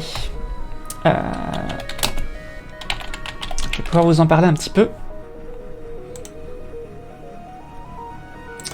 Hop. Voilà un amas globulaire. À quoi ça ressemble? Alors, les amas globulaires, c'est très rigolo. En moyenne, il y a 1,6 planètes par étoile. Dans la galaxie, les Soleil, il y en a 8. Ouais, d'accord, mais il y a quand même beaucoup de systèmes qui ont plusieurs planètes. Hein. Sachant que plus on va trouver de planètes, plus l'estimation du nombre de planètes dans la galaxie va augmenter. C'est-à-dire que 100 milliards d'étoiles, c'est un nombre qui est prévu à la hausse. Hein. Voilà. J'ai des souvenirs d'observation du télescope de 400 mm de la mer du Toucan, 47 du Toucan, d'une association d'astronomie amateur quand j'étais gosse. Ouais, c'est très impressionnant. Je vous expliquerai après pourquoi l'observation d'amas globulaire est d'abord, dans un premier temps, frustrante et dans un deuxième temps, très impressionnante. Alors, donc ça c'est l'amas d'Hercule qu'on trouve dans la constellation d'Hercule, M13. M13, pourquoi M13? Parce qu'il fait partie du catalogue de Messier, Charles Messier qui avait, dans les années 1600, élaboré un catalogue d'objets flous dans le ciel avec sa petite lunette pour éviter aux chasseurs de comètes de se planter et de les confondre avec des choses qui sont là depuis très longtemps. Voilà. Et il en a trouvé 110. C'est majoritairement des choses que vous pouvez voir avec un petit télescope ou une bonne paire de jumelles, voire à l'œil nu, hein, pour la galaxie d'Andromède, souvenez-vous. Et même avec un très bon ciel, on peut voir l'amas M13 à l'œil nu, donc c'est la 13e entrée dans le catalogue. De la constellation d'Hercule, on peut le voir à l'œil nu, je vous montrerai comment après. C'est donc un amas qui contient quelques millions d'étoiles. Un amas globulaire contient quelques millions d'étoiles. Ce sont en fait les formations les plus anciennes de notre galaxie. C'est pourquoi elles sont peuplées majoritairement d'étoiles jaunes, orangées, rouges, puisque, rappelez-vous, les étoiles de type F, donc qui sont plutôt blanc-bleu, vivent 1 milliard d'années tout au plus, et les étoiles de type G à M vivent de 10 milliards à quelques dizaines de milliards d'années. Et l'univers ayant 13 milliards d'années, ben forcément, si c'est les parties les plus vieilles de notre galaxie qui est née peu de temps après l'univers, et bien du coup, ce sont des très vieilles étoiles et c'est normal que ce soit majoritairement orangé. Sauf que dans l'image, comme vous pouvez le constater, nous voyons des étoiles bleues. Nous voyons des étoiles bleues et ce n'est pas normal. Ce n'est pas normal. Et les astronomes se sont cassés la tête au début pour essayer de comprendre comment on pouvait avoir autant d'étoiles vieilles au même endroit et des étoiles bleues comme ça qui venaient perturber un petit peu l'explication théorique de tout ça. Eh bien, je vous ai dit, ça fait quelques millions d'étoiles, mais quelques millions d'étoiles, et la largeur, là, ici, ça fait quelques années-lumière tout au plus. Donc vous imaginez quelques millions d'étoiles réparties sur la distance entre le Soleil et la plus proche étoile, Proxima du Centaure. Enfin, le système alpha du Centaure avec alpha A, alpha B, alpha C, C qui est en Proxima du Centaure. Donc, ça fait beaucoup, en fait, en termes de densité. Et ça veut dire des collisions. Alors, pas des collisions d'étoiles indépendantes qui se tamponneraient. Les distances sont quand même assez grandes pour que ce ne soit pas le cas. Par contre, s'il y a autant de densité que ça veut dire aussi qu'à l'intérieur, il y a des étoiles doubles, triples, quadruples, même plus que ça. Et c'est ça, en fait, qui empêche cet amas de s'effondrer sur lui-même, parce qu'une si grande densité d'étoiles, normalement, devrait faire que, par la gravité même de toutes ces étoiles, tout ceci devrait s'effondrer et faire un trou noir. Ça devrait faire une mini-galaxie assez rapidement. Sauf que ce n'est pas le cas, puisqu'il y a plein d'étoiles doubles à l'intérieur, qui sont liées par gravité et se tournent mutuellement l'une autour de l'autre, ou les unes autour des autres, et c'est cette rotation qui les rend non compactables. Et c'est cette non-compactabilité qui fait que il y a une résistance en fait face à la gravité du truc, et que ça ne s'effondre pas. Par contre, il arrive quand même que certaines de ces étoiles multiples s'orbitent les unes les autres trop proches de leurs parentes, et finissent par fusionner, progressivement ou d'un coup. Et en fait, je vous montrerai des simulations dernièrement sur YouTube. Et ce qui se passe, c'est que deux étoiles vieilles et froides qui fusionnent, et ben ça fait une étoile plus massive et plus chaude. Et du coup, une étoile bleue. Donc on les appelle les traînards bleus. Pourquoi traînards? Parce que ce sont des étoiles bleues qui sont vieilles en fait, qui ne devraient pas être là. Normalement, une étoile bleue, c'est une étoile jeune, quoi. Donc voilà. Et en anglais, c'est Blue Stragglers. Moi, je les appelle aussi les étoiles zombies, parce qu'elles sont...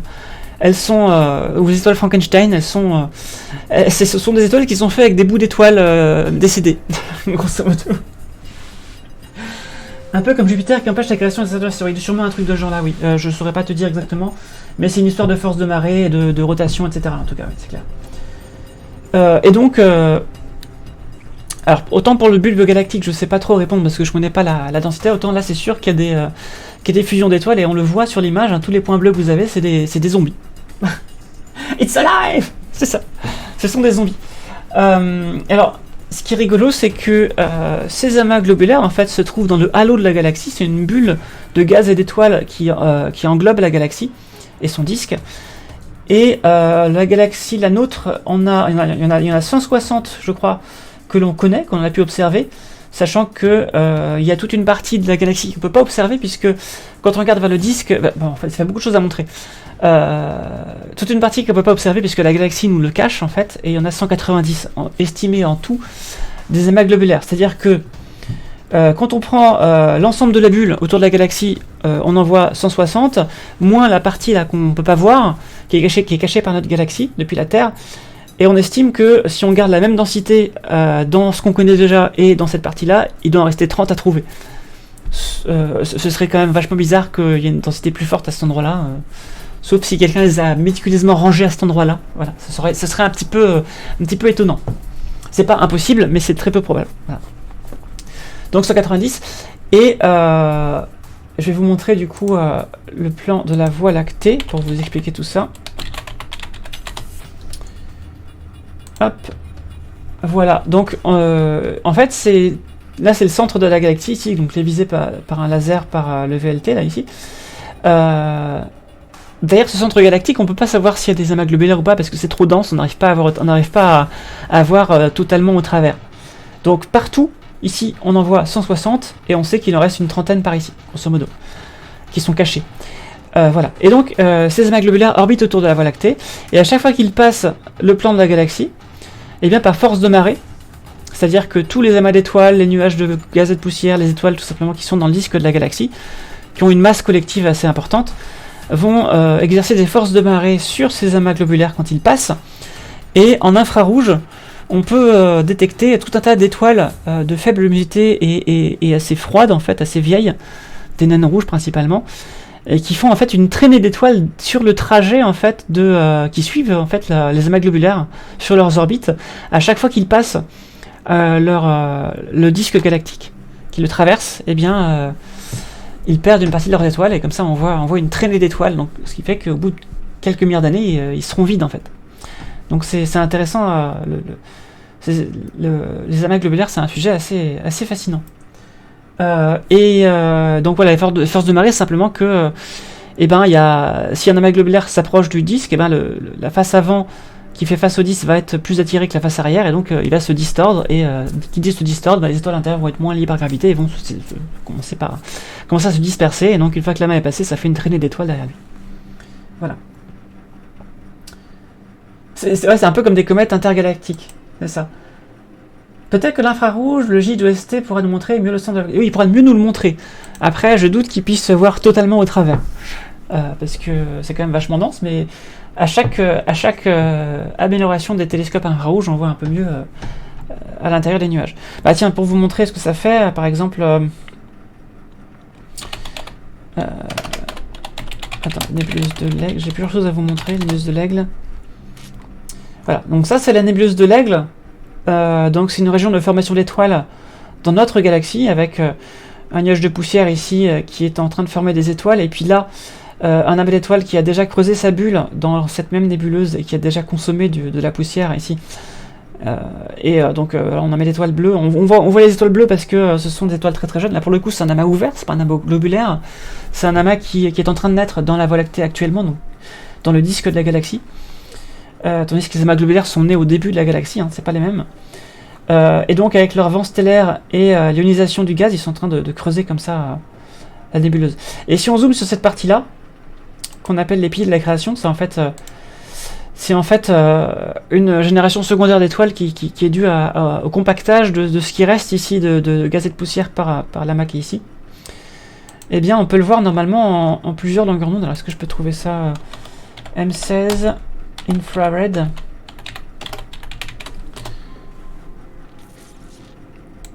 Alors, est-ce que je peux trouver ça quelque part? Voilà. Voilà, la même formation de nébuleuse en infrarouge. Il faut le temps que ça arrive. Alors, où est-ce qu'elle est? Voilà. Ça, c'est en lumière visible, et ça, c'est en infrarouge. Tout simplement, les nuages de poussière absorbent la lumière visible, principalement les longueurs d'onde au-delà du rouge. C'est pourquoi les étoiles à l'intérieur, s'il y en a qui percent, vous voyez, on les voit rouges là, comme ça.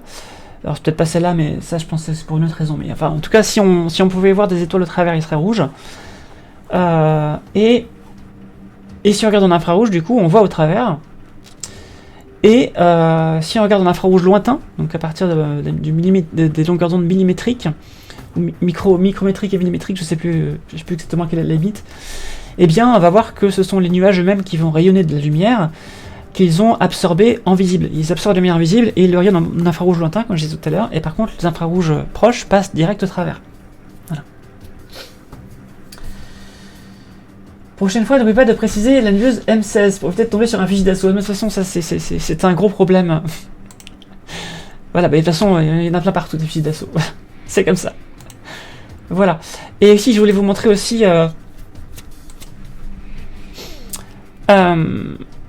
attendez.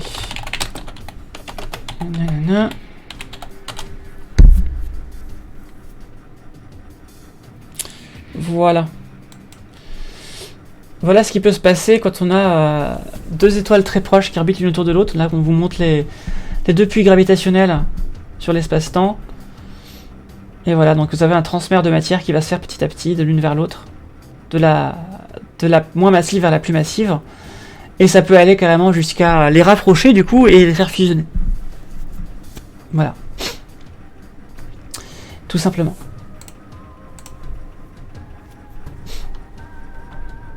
Firme américaine qui nomme son matériel 4M, c'est ça. Par contre, si tu tapes M83, tu vas tomber sur un groupe de musique normalement. Voilà, et les amas des galaxies s'appellent tout simplement les amas de galaxies. Hein. Voilà, donc pour les amas d'étoiles, les amas globulaires qui tournent autour de la galaxie à grande distance, dans toutes les directions dans le halo, et qui sont faites de vieilles étoiles, et puis on a les amas ouverts qui sont en train de naître en permanence dans le disque de la galaxie, et qui n'ont pas de forme particulière. Et les amas ouverts contiennent entre 10 et 100 000 étoiles, pas plus, hein, donc c'est pas non plus le même nombre. Quelle est la partie la plus âgée d'une galaxie? Est-ce que c'est les bras spiraux? Est-ce que c'est le halo? Est-ce que c'est le disque? Ou est-ce que c'est le bulle? Normalement, vous avez eu la réponse. Normalement, vous avez eu la réponse. Ils ont pourri le catalogue Messier, c'est ça. Je vous laisse réfléchir à la question, mais normalement, vous avez eu la réponse. Donc, souvenez-vous, hein, le bulbe, le disque Et les bras spiraux, on les a vus hein, sur la photo de NGC 1300 par exemple. Et leurs avions par un F, c'est vrai. Et le halo, on vient d'en parler. Donc normalement la réponse, vous l'avez.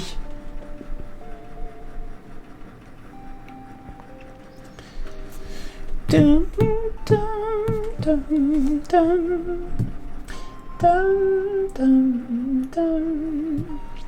NGC qui est le Next... alors c'est quoi? C'est le Next Generation Catalog, je crois. Je crois que c'est ça. Ah, je sais plus, pourtant j'avais fait une question dessus, je crois que c'est Next Generation ou New Generation Catalog, je sais plus exactement. Allez, c'est parti. C'était le halo. Dans une galaxie, en fait, le halo d'abord se forme, une espèce de sphère avec quelques étoiles dedans et quelques amas globulaires. Ensuite, vous avez le bulbe qui va se former, qui contient des étoiles aussi très très vieilles, mais à 1 milliard d'années près, c'est le halo d'abord. Hein. 13 milliards d'années pour le halo, 12 milliards pour le bulbe. C'est pour ça que le bulbe est aussi peuplé de très vieilles étoiles, et en général plutôt jaune-orangé. Et ensuite, le disque qui se forme en permanence à l'intérieur des bras spiraux, qui eux se renouvellent tout le temps. Voilà. New General Catalog, merci beaucoup. Je m'en souvenais plus. Que sont les bras spiraux des galaxies justement? Est-ce que ce sont des ondes de densité qui se propagent à la manière des embouteillages?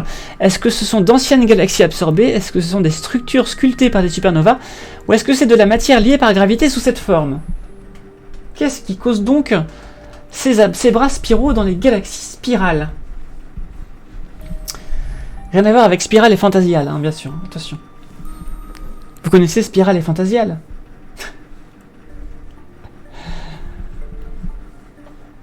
Je crois qu'on a une dispute sur des avions de chasse. Alors, Minus 90, je t'invite à checker la chaîne d'Elbul's Oreille qui fait beaucoup de jeux sur les avions et les camions et tout ce genre de trucs. Donc, je t'invite à aller voir si ça te... Je vois que tu as l'air amateur de ça. Avec le comte de Champignal, exactement. Et le marsupilamial aussi. Ouais. Allez, c'est parti. Et le constat lamial. Oh! Eh bien, écoutez, il y a une seule personne qui a trouvé la bonne réponse. Ce sont des ondes de densité qui se propagent. En fait, simplement, les étoiles à force de tourner... les étoiles et le gaz à force de tourner autour du centre de la galaxie... du coup, vont induire des forces de marée les unes et les uns sur les autres. Et c'est ces forces de marée collectives qui vont créer des ondes, en fait, de la même manière que quand il y a beaucoup de voitures sur une route, il suffit d'une petite perturbation pour que une onde commence à se propager dans la circulation, et c'est ce qu'on appelle un embouteillage. Et les voitures, quand elles arrivent dans la vague, quand la vague arrive vers elles, au choix, elles vont du coup se ratatiner les unes sur les autres, et une fois qu'elles sont sorties, elles vont se redisperser. Et donc voilà, ce sont des ondes de densité, ce ne sont pas des... comment dire? C'est pas un amas d'étoiles qui aurait la forme d'un bras spirale en fait. C'est pas non plus une structure qui aurait été sculptée par des explosions, et c'est pas non plus une trace d'ancienne galaxie. Voilà, donc c'est les ondes de densité qui se propagent. Alors je peux vous montrer, il doit y avoir, je crois normalement, sur Wikipédia, il doit y avoir ce qu'il faut, Density Wave. Sachant qu'on a mis du temps à comprendre ça, hein. C'est ce que je vous dis là, ça fait quelques dizaines d'années qu'on le sait, mais pas beaucoup plus.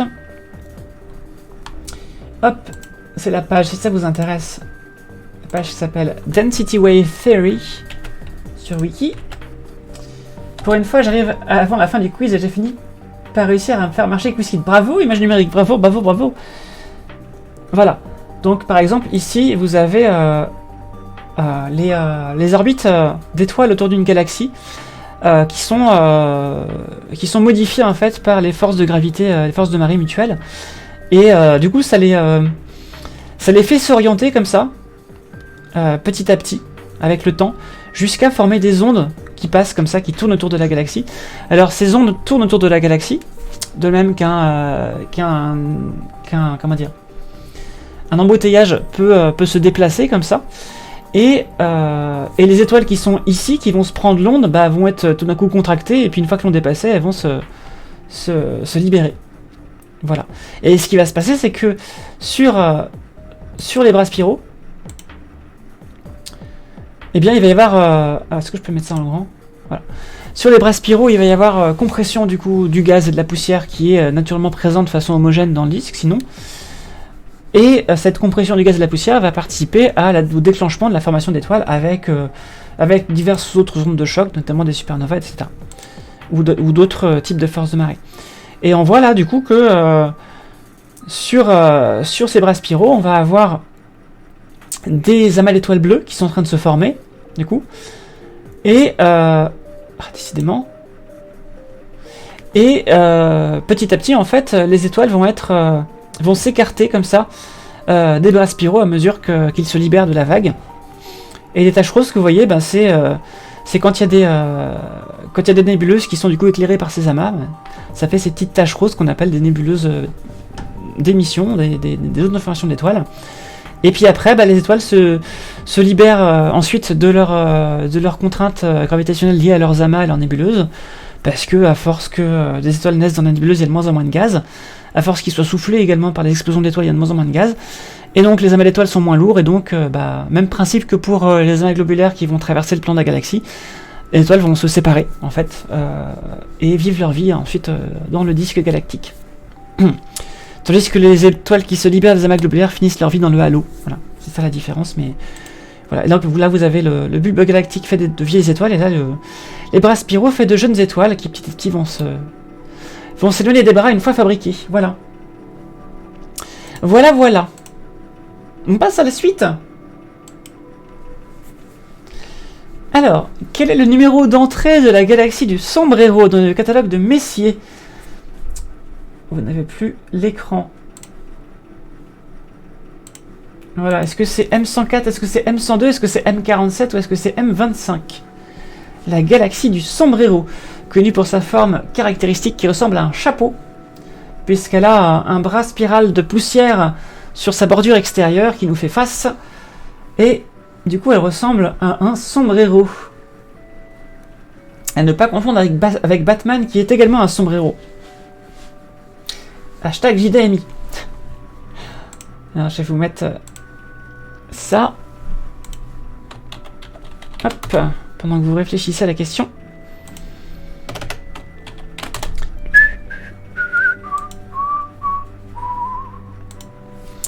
Et voilà. Alors, qu'est-ce que vous me dites?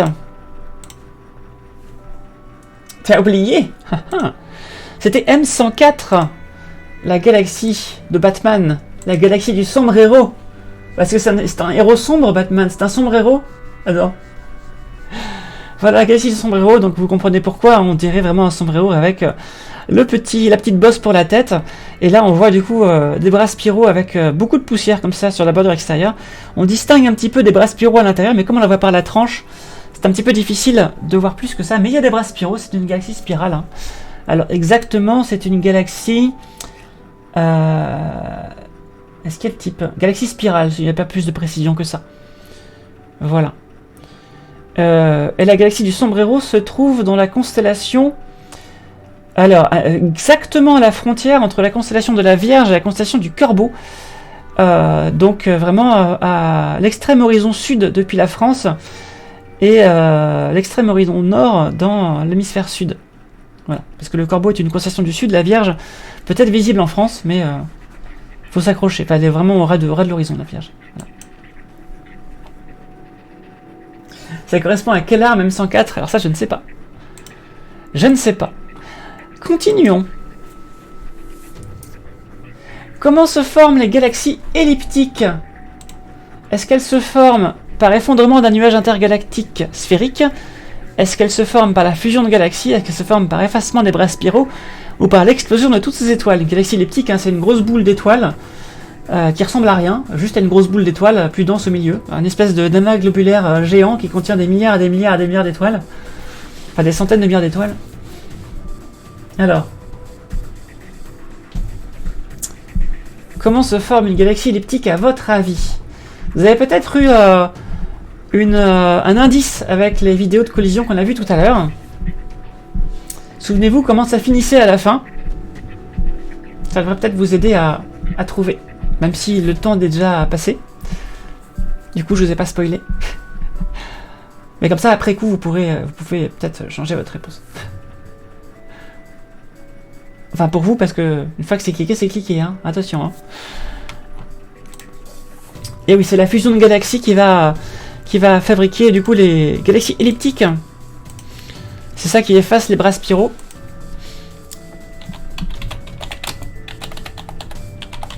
Hop, galaxie elliptique. Voilà, ça ressemble à ça, quoi. Ça ressemble à ça.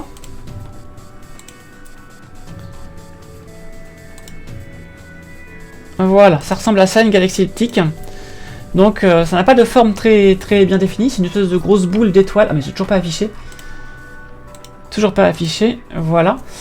Et à l'intérieur, il n'y a plus de formation d'étoiles non plus. C'est des galaxies assez vieilles, hein, beaucoup plus vieilles en fait.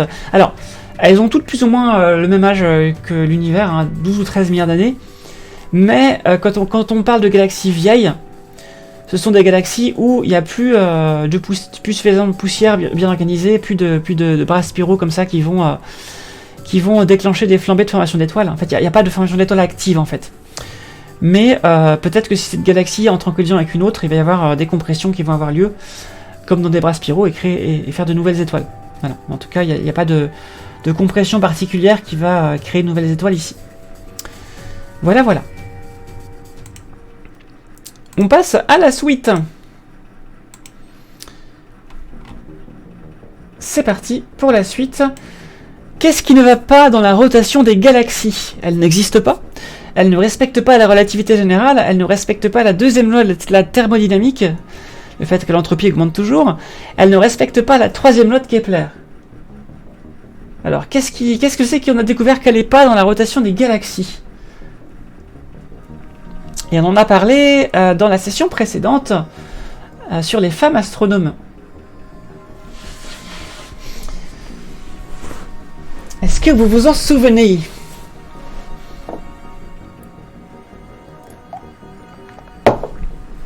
Est-ce que vous vous en souvenez?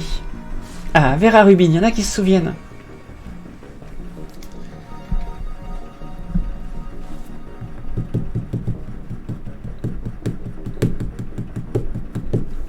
Alors, bonne mémoire et plus les oreilles. C'est pour ça qu'il gagne. Sa mémoire joue en sa faveur. C'était bien qu'elle ne respecte pas la troisième loi de Kepler. En effet, la troisième loi de Kepler, qu'est-ce que c'est? Eh bien, c'est que si on prend le carré de la période de révolution d'une planète autour d'une étoile divisé par la puissance 3 de sa distance à son étoile, grosso modo. En réalité, c'est le demi-grand axe de son ellipse, parce que c'est pas vraiment des ronds, mais faisons comme si. Ça doit être égal à une constante. Ça doit toujours être égal à la même chose dans un système avec une étoile d'une masse donnée. C'est ça la troisième loi de Kepler. Alors, pour préciser, alors je vais vous mettre quand même troisième loi de Kepler. Hop.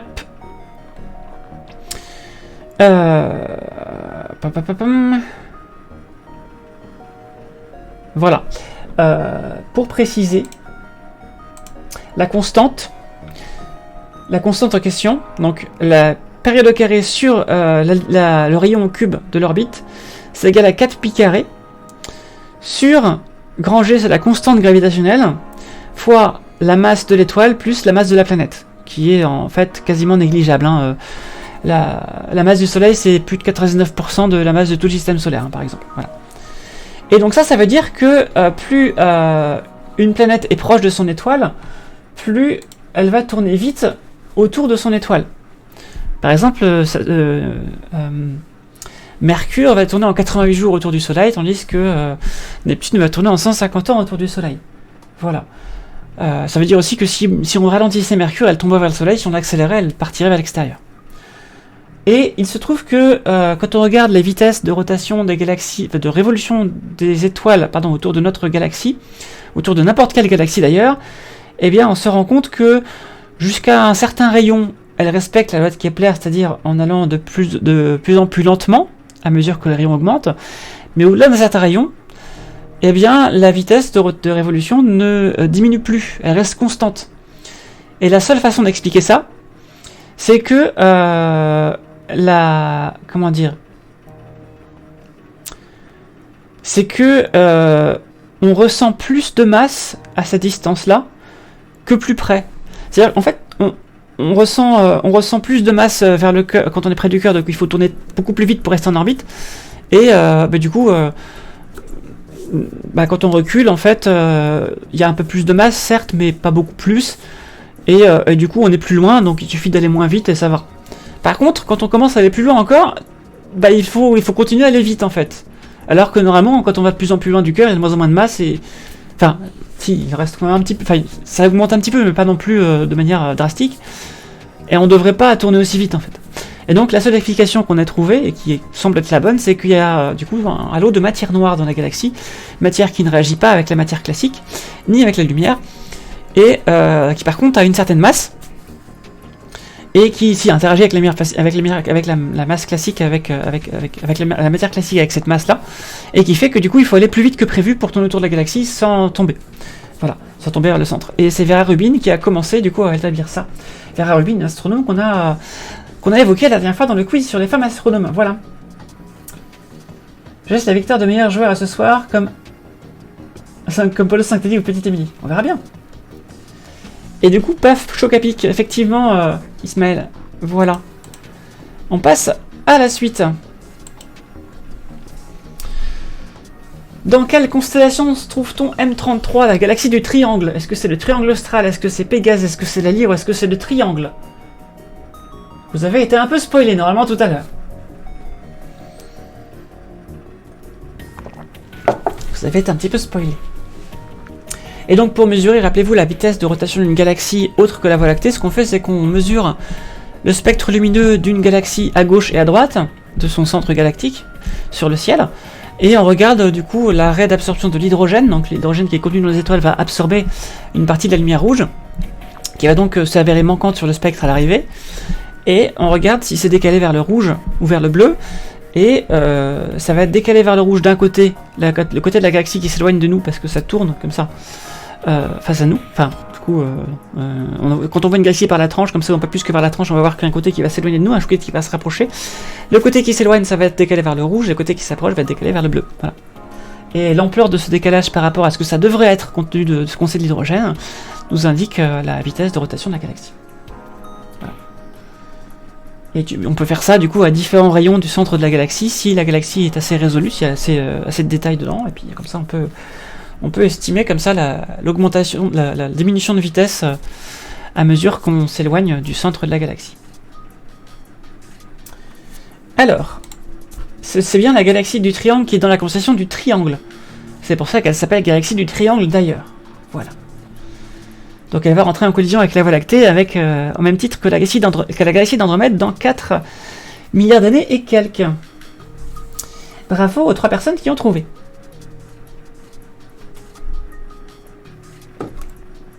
Bravo, bravo, bravo. Allez, on passe à la suite. Voilà. Question numéro 16. Dans quelle constellation se trouve la galaxie M51 connue pour sa spectaculaire collision? Est-ce que c'est la grande ours? Est-ce que c'est la petite ours? Est-ce que c'est les chiens de chasse? Ou est-ce que c'est le petit renard?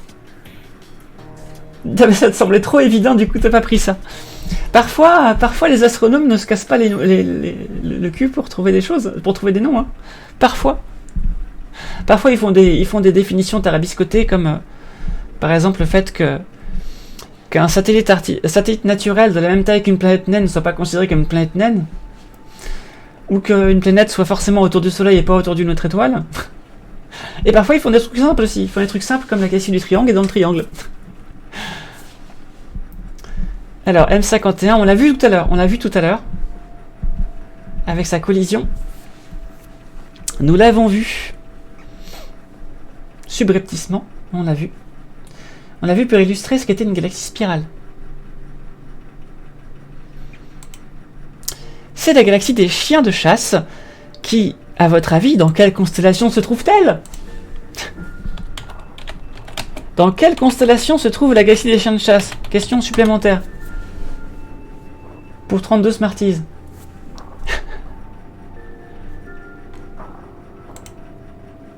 Alors, est-ce que je peux avoir une vraie image de la galaxie, s'il vous plaît?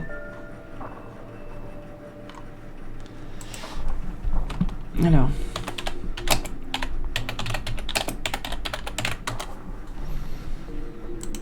Hop. Parce que savez-vous qu'il existe un smartphone M51? Eh oui. Voilà la galaxie... la galaxie des chiens de chasse ou la galaxie du tourbillon. C'est celle dont on parlait tout à l'heure. Voilà. Elle est ici. Et donc on a effectivement une galaxie naine de forme irrégulière qui est en train d'être cannibalisée par cette galaxie spirale qui est ici. La galaxie du tourbillon, la galaxie des chiens de chasse, sur laquelle on voit très bien ce que je vous expliquais tout à l'heure dans le GIF. On voit des bras spiraux qui sont du coup en train de concentrer de la poussière interstellaire avec le gaz qui lui est transparent qu'on voit pas, mais voilà. À l'intérieur, il y a du coup des petites taches roses là où des amas d'étoiles sont en train de creuser leur nid dans ce gaz. Et puis une fois que le gaz a été consommé ou expulsé, on a des amas d'étoiles bleues qui vont petit à petit, une fois qu'ils se séparent de cette onde spirale, se séparer eux-mêmes en étoiles et en étoiles multiples pour former le disque ici. Voilà. Il y a aussi le missile nucléaire stratégique M51, foutu militaire. Et oui. Et on remarque d'ailleurs que cette galaxie ici a des étoiles plus vieilles que celle-là, puisqu'elles sont plutôt jaune-orangées. Voilà, ce qui fait rose dans les nébuleuses, c'est ionisation du gaz par la lumière ultraviolet des très massives étoiles, les naines bleues, en dessous de 92 nanomètres. Les atomes d'hydrogène vont être ionisés dans la nébuleuse, donc elles vont perdre un électron, et quand elles vont le récupérer, eh bien, elles vont émettre de la lumière rouge. Et du coup, ce cassage d'atomes et cette réunification d'atomes a lieu en permanence, tout le temps en fait, parce qu'il y a beaucoup de matière, et c'est ça qui émet cette lumière rose. Voilà. On continue. Next question. Enfin, lumière rouge, c'est rose parce qu'il y a des filtres colorés qui font ça sur l'image. Quels paramètres mesure-t-on pour calculer la vitesse d'éloignement des galaxies? Souvenez-vous d'Henrietta Swan-Leavitt et de Edwin Hubble. La luminosité globale, la masse globale, le redshift ou la vitesse de rotation? Faut que j'enlève ça. Hop là. Alors, je vous écoute.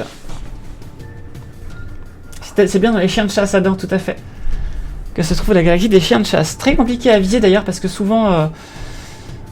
La grande ours est assez haut dans le ciel quand même, très souvent, puisqu'elle est circumpolaire, elle se couche jamais, sauf en montagne. Et dans tous les cas, on se retrouve souvent à regarder au zénith, et la galaxie des chiens de chasse est juste en dessous de la queue de la grande ours, et alors pour la choper, c'est compliqué au zénith. Ça fait un petit peu mal au cou, et en termes de mouvement de télescope, on galère un peu. T'as répondu plus vite que la lumière. Mais où nous allons, nous n'avons pas besoin de route. Allez, c'est parti. C'est le redshift. Tout à fait. Le redshift, c'est simplement, comme je vous disais, c'est la même chose que pour la mesure de rotation des galaxies. Sauf que pour la distance, pour la vitesse d'éloignement des galaxies, on utilise la lumière globale de la galaxie. Mais pour être plus exact, parce que du coup la réponse 1 ne suffisait pas, on mesure le spectre de cette lumière globale et on regarde le décalage vers le rouge de l'arrêt d'absorption de l'hydrogène des étoiles et du gaz de la galaxie, et on regarde si elle n'est pas décalée par rapport à sa position qu'elle devrait avoir en termes de couleur, en termes de longueur d'onde, et si elle est plus rouge que ce qu'elle devrait, cette raie d'absorption, eh bien ça veut dire que la galaxie s'éloigne de nous, puisque effet Doppler oblige, ce qui s'éloigne de nous rougit. Voilà. Quand je joue à SnowRunner, exactement, il bouge les oreilles. Allez, on continue. Quelle unité de distance utilise-t-on pour le domaine extragalactique, donc entre les galaxies? Est-ce que c'est le mégaparsec? Est-ce que c'est l'année-lumière? Est-ce que c'est le kiloparsec? Ou est-ce que c'est le gigamile galactique? Alors, quelle est l'unité de distance qu'on utilise?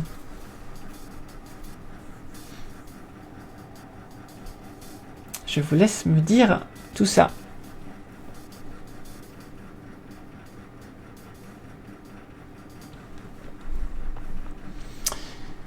Et je vais devoir expliquer ce que c'est qu'un parsec dans quelques instants.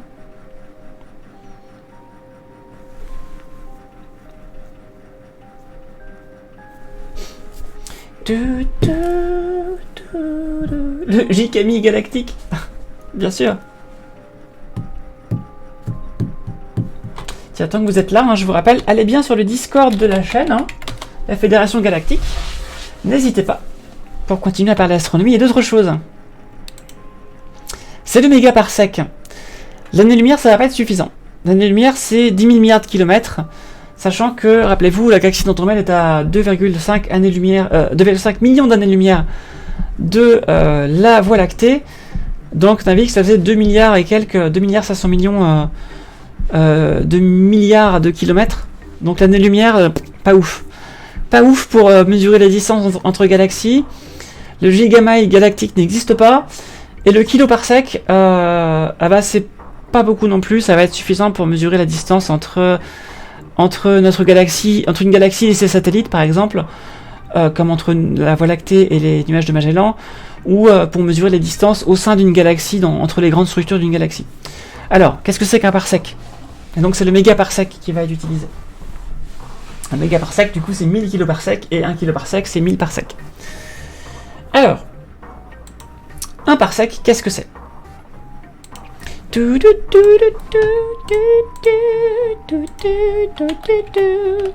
Alors, parsec. Alors, que je vous explique ce qu'est un parsec. Alors, le parsec est une dérivée d'une autre unité. Alors c'est un peu bizarre, mais le parsec c'est une unité de grande distance et qui est dérivée d'une unité de petite distance, qui est l'unité astronomique. En gros,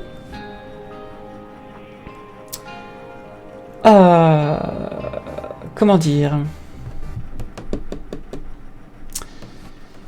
comment vous expliquer ça? Toujours compliqué. Alors historiquement, le parsec est défini comme la distance à laquelle une unité de 1 astronomique sous un angle de 1 seconde d'arc. Ça veut dire que si on observe le système solaire de loin, avec le soleil ici, et puis la Terre ici. Bon, on voit ma souris ou pas en fait? Oui, on la voit ma souris là. Je sais pas si on voit ma souris en fait. Attendez. Oui, on voit ma souris, ça y est, voilà. Le soleil et la Terre ici. L'observateur extraterrestre au point P ici. Si on observe la Terre et le soleil, on est censé mesurer que ça fait une unité astronomique entre la Terre et le Soleil, puisque la Terre et le Soleil est à la Terre est à 150 millions de kilomètres du Soleil, c'est une unité astronomique. Donc ça c'est une unité pour l'intérieur d'un système stellaire ou planétaire.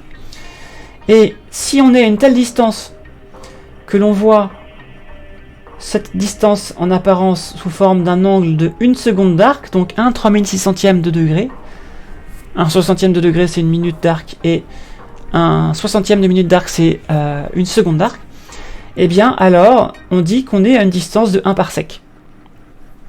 Voilà. Donc ça, c'est ce qu'on appelle 1 parsec. Ça fait 3,26 années-lumière, et donc 1 mégaparsec, c'est à peu près 3 méga-années-lumière. Voilà. Donc 3 méga-années-lumière, ça fait 3 millions d'années-lumière, c'est la distance entre la Voie lactée et Andromède. Voilà. Donc ça c'est l'ancienne définition. Alors il y a une nouvelle définition. Je sais plus ce que c'est que la nouvelle définition. Je sais plus ce que c'est que la nouvelle définition. Mais bon, en tout cas, même si vous avez l'ancienne, ça marche très très bien. Voilà. Voilà. Alors c'est pour des raisons pratiques. Je ne sais pas pourquoi exactement on a pris cette notion-là plutôt que l'année-lumière, mais disons que l'année-lumière c'est plus lié à l'âge à laquelle on voit l'objet, et le parsec c'est plus lié à la façon dont on l'observe, puisque c'est plus lié à la taille qu'il fait sur le ciel. Voilà, plutôt ça. Bah, je te dis, Adam, c'est parce que ça doit être plus pratique dans certains cas d'avoir une distance qui est liée à la taille apparente de l'objet sur le ciel en angle, plutôt que à la durée que met la lumière pour arriver. Voilà. Oui, c'est lié à l'écartement apparent d'un point entre deux points de vue, c'est ça. C'est-à-dire que l'écartement apparent de 2 points d'une seconde d'arc, si c'est une unité astronomique, eh bien, c'est-à-dire que tu te situes à 1 parsec de cette chose-là. Oui, c'est une histoire de... Tout à fait, c'est une histoire de stéroscopie, c'est tout à fait une histoire de parallaxe. C'est lié à la parallaxe, tout à fait. La parallaxe, c'est justement le fait de voir quelque chose sous 2 angles différents et de pouvoir en mesurer sa distance par ce biais avec la trigonométrie. Voilà, voilà. Après, l'historique de tout ça, pourquoi on est passé au parsec, je ne saurais pas vous le dire. Mais sinon, un parsec, c'est 3,26 années-lumière, donc on peut faire la conversion comme on veut. À quelle distance du centre de la Voie lactée se trouve donc le Soleil? 1 kiloparsec, 8 kiloparsec, 10 kiloparsec ou 0 kiloparsec? Ouais, la parallaxe, c'est une triangulation, mais sur toute l'orbite terrestre, tout à fait. C'est comme ça qu'on peut mesurer la distance des étoiles très proches. Rappelez-vous, pour les étoiles plus lointaines, il faut utiliser les céphéides de Henrietta Swan-Leavitt.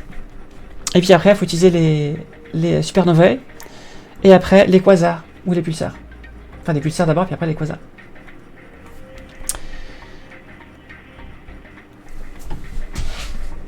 Donc, la distance du Soleil...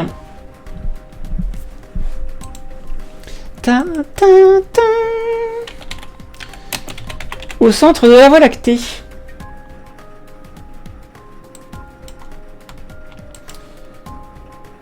Hop, les quasars. C'est ça. Alors, attendez que je cherche. Où suis-je? Donc, la réponse est 8 kiloparsec.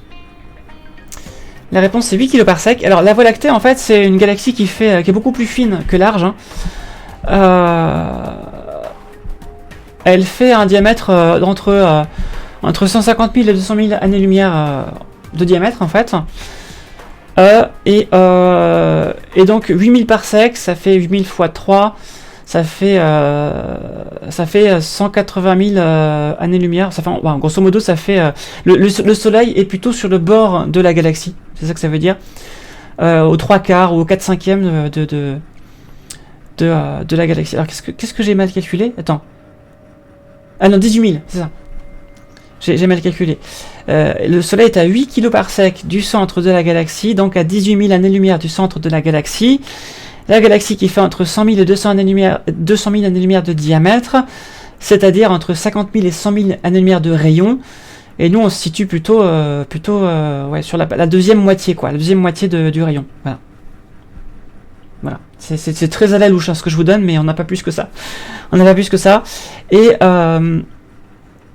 les étoiles qui se situent à 8 kiloparsecs du centre de la galaxie, comme le Soleil, se déplacent à 220 km par seconde autour du centre de la galaxie. Et c'est-à-dire que le Soleil met quelques dizaines de millions d'années à faire le tour de la galaxie. Ce qui fait assez lent, hein, finalement. Hein. Voilà. Voilà. Et donc, l'ensemble de la galaxie, au-delà se déplace en moyenne à 600 km par seconde. Et comme on disait tout à l'heure, ça c'est si on fait la moyenne avec les étoiles qui sont près du centre et qui vont plus vite, mais aussi avec les étoiles lointaines et qui vont pas beaucoup moins vite que le Soleil, parce que justement, matière noire, etc., qui fait que elles vont plus vite que prévu. On passe à la suite. Dernière question. Dans quelle constellation se trouve le petit nuage de Magellan, galaxie satellite de la nôtre, qu'on voit dans l'hémisphère sud? Est-ce que c'est dans l'oiseau de paradis? Est-ce que c'est dans le caméléon? Est-ce que c'est dans le toucan? Est-ce que c'est dans le pan? Sachant que ce sont des constellations de l'hémisphère sud, c'est pour ça que vous n'avez peut-être pas entendu parler de ces constellations au très joli nom d'oiseau. Et d'animal, parce que le caméléon, c'est pas un oiseau. À moins que l'oiseau s'appelle Léon et qu'il est caméléon. Et que c'est pour ça qu'il ressemble pas à un oiseau. Dans quelle constellation se situe le petit nuage de Magellan? The Small Magellanic Cloud, qui en fait n'est pas un nuage, hein, mais une galaxie. Mais à l'époque, on avait du mal à déceler des étoiles à l'intérieur. Ah oui, tout à l'heure, je vous ai pas dit pourquoi un amas globulaire pourrait être frustrant à regarder au premier abord. Bah parce que c'est tout flou, Et au second abord, c'est quand on apprend à faire la vision décalée, c'est-à-dire à regarder de côté pour activer non pas nos cônes qui sont au centre de la rétine, qui voient bien les couleurs, mais qui ont une faible sensibilité à la lumière, mais nos bâtonnets qui voient en noir et blanc, mais qui ont une forte sensibilité à la lumière, qui sont sur le pourtour de la rétine. Et grâce à eux, si on regarde de côté, on voit beaucoup plus d'étoiles dans cet amas globulaire. On n'augmente pas grand-chose en termes de résolution, par contre, on augmente en termes de luminosité, et des détails qu'on avait déjà à la base, on les voit mieux parce qu'ils sont plus flashy. Voilà. C'est parti, c'est le toucan. Bravo, il y en a qui ont trouvé. Il y en a plus qu'on trouvait, donc je pense que c'est pas du hasard. Alors, le petit nuage de Magellan. Hop, tac. Le petit nuage de Magellan se situe dans la constellation du Toucan. Hop. Voilà le Toucan, qui ressemble pas à grand chose, mais c'est un Toucan, avec le petit nuage de Magellan qui est ici. Voilà. Et alors, si on prend le grand nuage de Magellan,